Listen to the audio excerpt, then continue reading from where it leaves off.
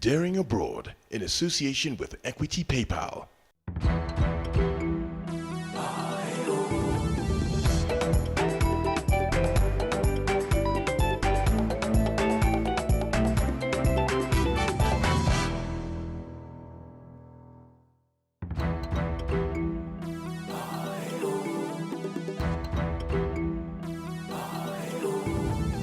Welcome. Today we begin a new edition of the show, the African edition.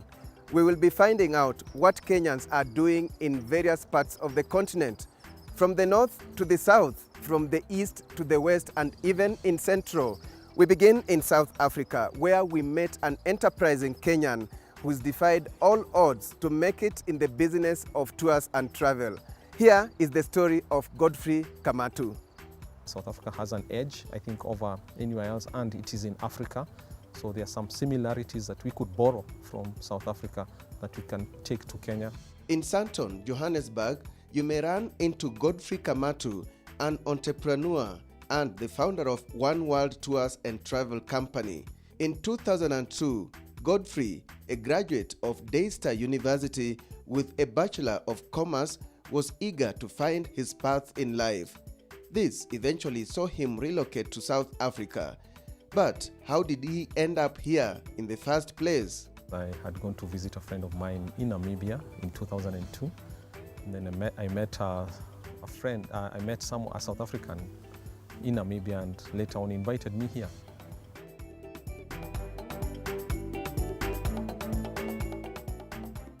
And why did he choose to dare in South Africa? The business environment in South Africa has been an enabling environment for an entrepreneur.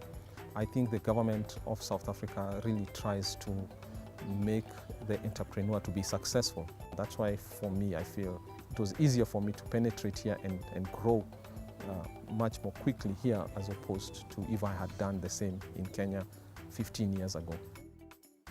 With that in mind, an adventurous 25-year-old Godfrey Kamatu decided to leave the comfort of his homeland and relocate to an entirely new place. However, the relocation was not without its challenges, forcing him to do odd jobs to survive. It was very tough, I would say. I almost gave up and went back to Kenya because at that time I was very young, so I was trying to find my foot in this world just after graduating from university. Therefore, trying to get employment was not easy. But eventually I did get breakthrough and found a company that was willing to employ me with my qualifications from Kenya. Godfrey began working at Canon Assurance Limited in their sales and marketing department, but that was only the beginning of his journey to being a business owner. Due to his experience working in South Africa, he was inspired to set up a business of his own. I saw a need in the people who are traveling from Kenya to South Africa looking for accommodation, transport, essentially any services for someone who is visiting this country, mostly when they are here for business meetings and training. And so in 2007, Godfrey started his company, One World Tours and Travel, a tour company based in Johannesburg, South Africa. One World Tours and Travel caters for accommodation for people coming to South Africa, books people into hotels, lodges, does packages for people doing holidays, and does ground handling. When people arrive here, their transport, we handle that. We handle delegations, government delegations, even the president's delegation, we handle that. We will find out more on how Godfrey was able to establish his business as well as the obstacles he faced right after our Miles Away segment.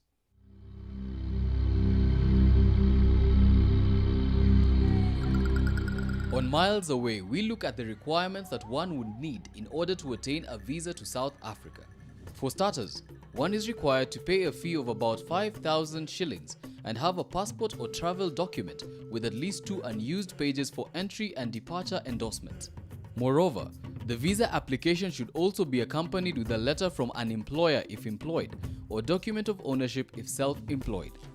a yellow fever vaccination certificate, a statement or documentation confirming the purpose and duration of visit, 2 colored passport photographs, a return or onward ticket if traveling by air, proof of financial means to pay for living expenses, and proof of guardianship or custody if traveling with a minor. Most travelers visiting South Africa from Kenya include students and businessmen and women. However, visa applications are handled by the Visa Facilitation Services, also known as VFS Global, and not by the South African High Commission. And that's miles away. My name is Michael Zimanji.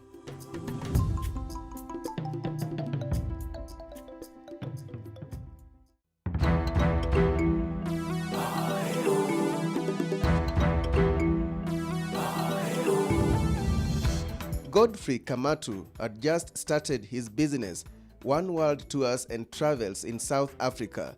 But how easy was it for him, given that he was a foreigner? When you start a business as an entrepreneur, registration is quite simple, it's straightforward. Now you do it online and you can be able to get your registration within less than a week. At the end of the day, they want to create employment. The government wants to create employment. Despite this, Godfrey unfortunately found himself in a bit of trouble with authorities. This was due to his unfamiliarity with the regulations in South Africa. Staffing is a very big challenge in South Africa in terms of how the employee is protected here. The employee is protected very much here. Not to say it's a bad thing. The only thing is, having come from Kenya, you are not aware of such protection, and I've made some mistakes and ended up in the court because of perhaps dismissing the employee in the wrong way, because here it's about procedure. However, he was able to rise above and learn from his mistakes, and in time his business was thriving.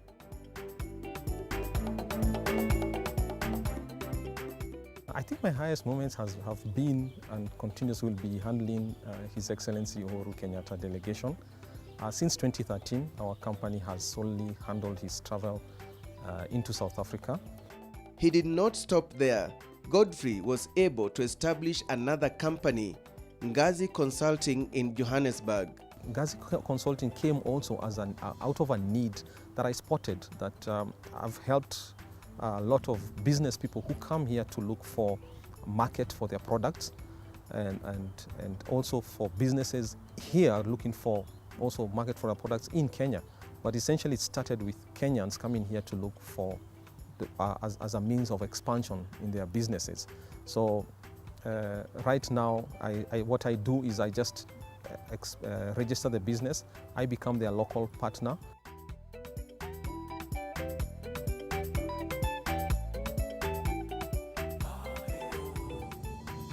I am a director in 2 companies already, and I'm continuing to also work with companies in South Africa that are seeking to be part of the Big 4 agenda in Kenya. He adds that Kenya can indeed learn some vital lessons from South Africa, something that his company, Ngazi Consulting, is actively involved in. To me, I see South Africa would be a good place to look at in terms of experience and how they have done it. When you look at the space of low-cost housing, South Africa has an edge, I think, over anywhere else, and it is in Africa. So there are some similarities that we could borrow from South Africa that we can take to Kenya. For Kamatu, the sky is the limit. He further believes that South Africa is the place to be and advises other Kenyans to follow in his footsteps. South Africa is a great market, especially for agricultural produce products from Kenya. We're hoping the government would open the tea and the coffee to come here. Indeed, Kenya's Cabinet Secretary in charge of tourism and wildlife, Najib Balala, supports the idea of Kenyans daring abroad. Every Kenyan overseas is an automatic Kenyan ambassador, because that is the country's ambassador, that's the country's image. And I want to congratulate Kenyans overseas. We're very proud of you. But yes, they have a role to play. They remit a lot of resources into this country to support family and investment. Yes, they visit this country on and off with their children and their friends, That's They another. become tourists too. That's another form of visiting Kenya and become tourists as well. Well, I don't think we should all be in Kenya and be patriotic enough to build Kenya. We should be all over the world supporting Kenya. That is my message. Based on all he has been able to achieve in 15 years, Godfrey doesn't regret his decision to dare in South Africa. When I came first, I was a single young man at 25 years of age. So right now I have a family, 3 children. I am an entrepreneur. Started a couple of businesses, and this is where I am. I'm a leader of the Kenyans in the diaspora. And this is what he is telling other Kenyans thinking about doing business or working abroad on our Diaspora Bite segment. The number one thing, just do your homework well on what you want to do here in South Africa.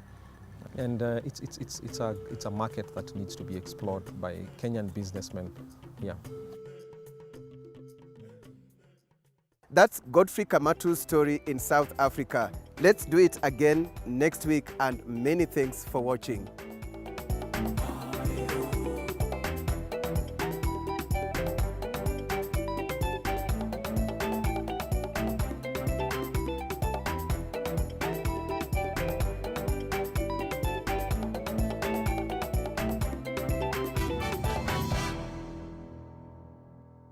PayPal is a faster, safer way to make and receive online payments.